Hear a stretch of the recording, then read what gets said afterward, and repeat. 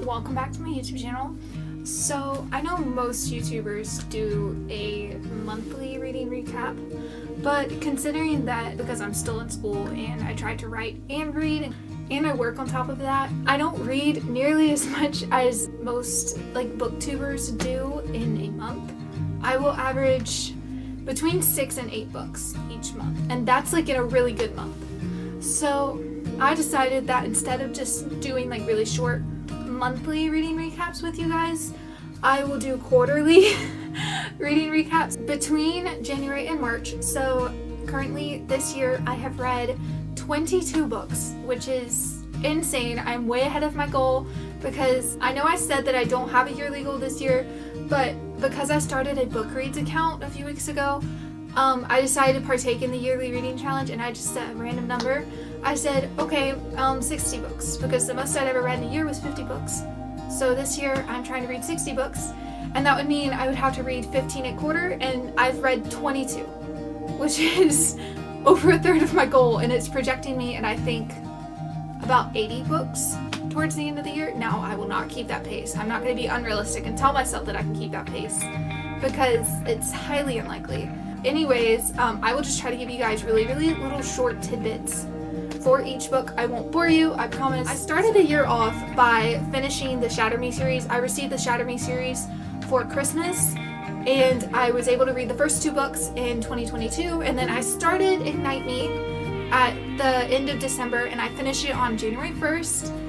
And this is by far my favorite book in the series. I think I'm in the majority on that one. I love this book so much. In my opinion, it has the most action, the most plot twists, and the best romance. I believe you get a lot of Warren's character development in this book. You get to really know Warren, and it's super fun. By the way, I forgot to mention, I rated this book 5 stars. For Restore Me by Tahereh Mafi, it's the 4th book in the Shatter Me series, and I also loved this book, although it's really twisted.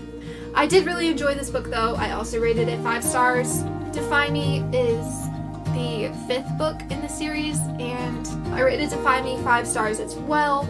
And it starts really slow, but again, the love and the suspense and the romance is wonderful in this book.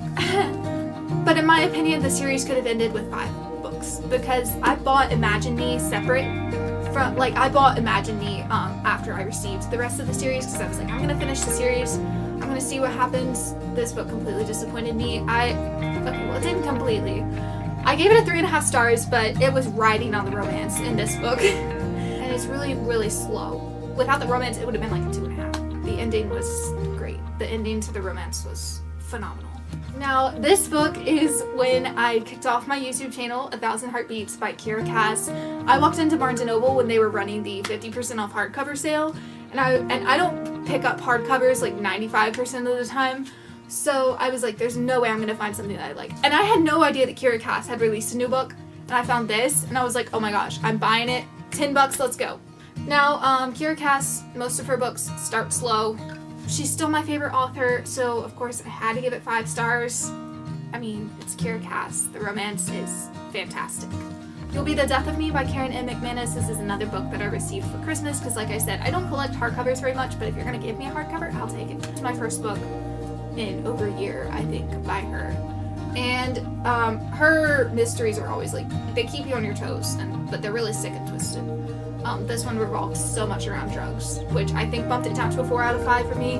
But good. I read Girl in Pieces by Kathleen. I've been saying her name wrong. I've been saying Kathleen Glasgow. It's Kathleen Glasgow. I don't know. I still can't say the name. But I read Girl in Pieces in 2022, and I fell in love with it. The books are really hard. Her books are really hard to read. But if you can get into them, they're phenomenal. They're important, and they keep you interested, because they're very realistic and they deal with a lot of real struggles. This one specifically deals with drug addiction, stealing, and sexual issues, a little bit of sexual issues. But You'd Be Home Now by Kathleen Glasgow, I gave it a 4.5 out of 5. It was just bumped. I don't know why I didn't give it 5 stars, but I gave it 4.5 out of 5, and I still agree with that. Don't have a reason for not giving it the other half star, but Paper Towns by John Green. He wrote my second favorite book of all time. Y'all know that my favorite book changed a few months ago. But my second favorite book of all time, The Fault in Our Stars.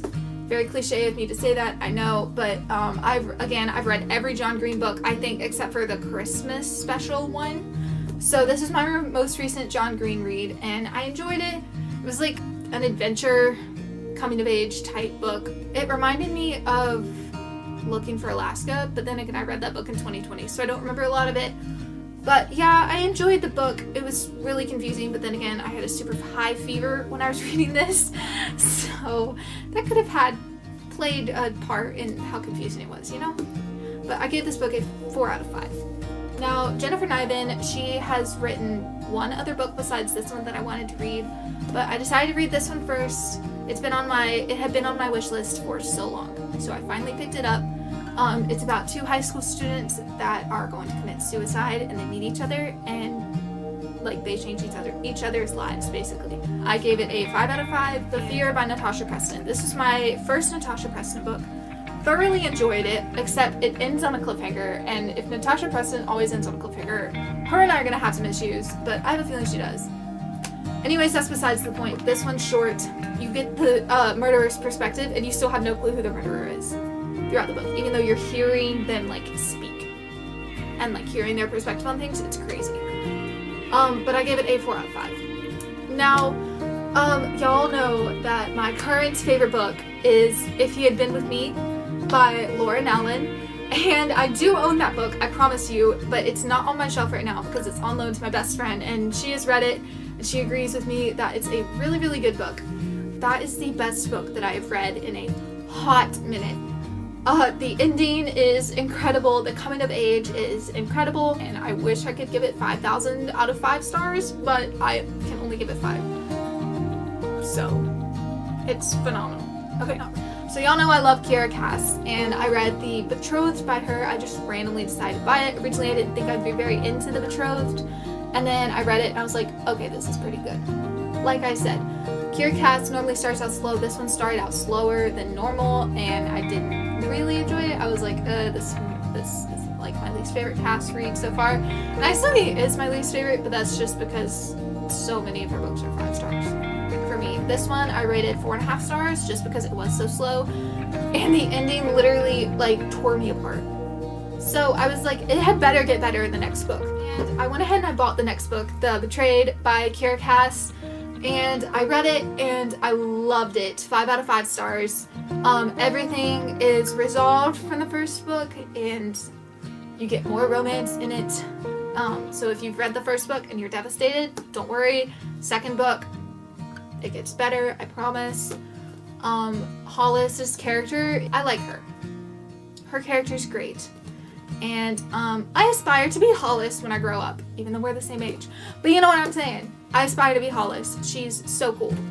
Okay, now Sarah Destin is one of my favorite romance authors, and I have to convince myself to buy her books because, as you can see, the covers are not that aesthetic. But I have to remind myself that, hey, you love Sarah Destin, buy her books. Also, the front of this is ripped, and I'm not sure why. And it makes me really sad. I went into Barnes & Noble planning on purchasing Along for the Ride by Sarah Destin, and that is not what happened. I purchased The Truth About Forever by Sarah Destin, and she's another one of those authors where if you can get through the first 100 pages or so, you're in for it, because she writes really slow. It's really slow build-up, but once the romance gets going, I love her because she's coming of age combined with romance, and I've recently discovered that that is my new favorite genre. Or I guess it's been my favorite genre because like Fault in Our Stars, If He Had Been With Me, this, even like Kiera Cass books could be considered coming-of-age romance. I love it so much. The only reason it's not 5 stars is because it's a little slow, but solid 4.5 out of 5. Now, I picked up this book randomly. A lot of my books I pick up randomly. If you can't tell, like I have a wish list, yes. Clearly, obviously, don't buy books off my wish list that often. So, What She Found in the Woods by Josephine Angelini is really, really weird. It's a really weird book. Now, don't get me wrong, I enjoyed reading it. It kept me on the edge of my seat, but mostly because it was so sick, and I was like, there's so many things wrong with this book. Like, what am I reading? But yeah, I gave it a 3 out of 5 stars just because it was so freaking weird and twisted. So if you haven't seen it already, I decided to start 3 trilogies at the same time, which if you can't tell from the books that I've already shown you, it messed with my brain so much because I'm the kind of person that will start a series and finish a series before I read anything else. But I broke out of my comfort zone and I decided to read three of the most viral book talk, booktube books. So I started with The Summer I Turned Pretty by Jenny Han. It's a very middle school-esque romance, which I expected going into it, but I needed something light after I read What She Found in the Woods, because that book, there were so many things wrong with that book. It's really cutesy, but it's very cliche. If you like summer romance, you'll probably like it. But yeah, I gave it a 4 out of 5 stars because it wasn't bad. It was just like really cliche. Now, A Good Girl's Guide to Murder by Holly Jackson it's probably the most hyped thriller that I've heard of, and honestly, I kind of expected it to be 5 stars. But I gave this book 4 out of 5 stars because it was suspenseful and surprising, but like it wasn't super realistic and it was a little stale. I don't know. See my full review on this book if you want to know why I gave it 4 out of 5 stars. But I mean, it was still really good and it kept me on the edge of my seat. Okay, now I believe I found my new favorite series. Currently, my favorite series is The Inheritance Games by Jennifer Lynn Barnes. These books are so fun to read. They have puzzles, romance, mystery, action, literally like danger. It's so fun to read. Solid 5 out of 5 stars. Literally, there's nothing else I can say about this book. Just read the series. It's so freaking good. This book, solid 5 out of 5 stars. Okay, so first I decided to finish the Summer I Turned Pretty trilogy. So I read It's Not Summer Without You by Jenny Han, and I think this book was slightly better than the first book. Still 4 out of 5 stars. She does mature, like Belly matures a little bit in this book, and I like the book a little bit better, I think, because of that. But I mean, she's still indecisive, still very middle school drama, romance, like summer romance cliche. So yeah. Now the third book, honestly, it disappointed me a little bit, but I think I was just getting tired of the series by now. It's called We'll Always Have Summer by Jenny Han, and I mean, she does make a decision in this book, but it feels kind of stupid, honestly. The way she decides in this book feels really stupid. So if you have to know who she decides, read this book, but if you don't want the series to be kind of like ruined for you, then just stop after the second book. I gave it 3.5 out of 5 because I like closure. Like, I have to finish something. If I start something, I have to have that closure. I appreciate it. It was really sweet, but the indecisiveness, I was just sick of it by now. Good Girl, Bad Blood is the second installment in a Good Girl's Guide trilogy, and Holly Jackson, first of all, both books in this trilogy could be a standalone. Like, they don't really connect to each other, which I honestly don't know what I was expecting, but I guess I kind of expected them to connect to each other. They don't really connect to each other. This book was really dark and suspenseful, and the plot twist just didn't make sense to me. I gave it 4 out of 5 stars because it's a great thriller, great suspense and everything. I gave it 4 out of 5 stars. It was enjoyable. It was just like the ending, like the plot twist, the ending were just weird. So the most recent book that I've read is The Hawthorne Legacy by Jennifer Lynn Barnes. This book is what convinced me to change my rating of The Inheritance Games from 4.5 out of 5 stars to 5 stars, because this series is so good, and I think I really appreciated the first book more after I read the second book, and then the second book, I would say the second book is better than the first book. You get more romance in this book, which I'm always down for, and again, it's so fun to read because you get puzzles, you get sibling rivalry, you get suspense, thrill. Literally, this series is so fun. Totally recommend. Literally, if you're 12 or you're 24, read this series. Easy read. Flew through this. But yeah, anyways, I hope you guys like this style of a monthly recap. I know I post a monthly recap on Shorts anyways, but yeah, if you guys like this, let me know, and I will do another one in June, hopefully, so be looking out for that. Anyways, I love you guys. I will talk to you soon. We'll see when the next one video goes up, and yeah, hope you all have a great day. Bye!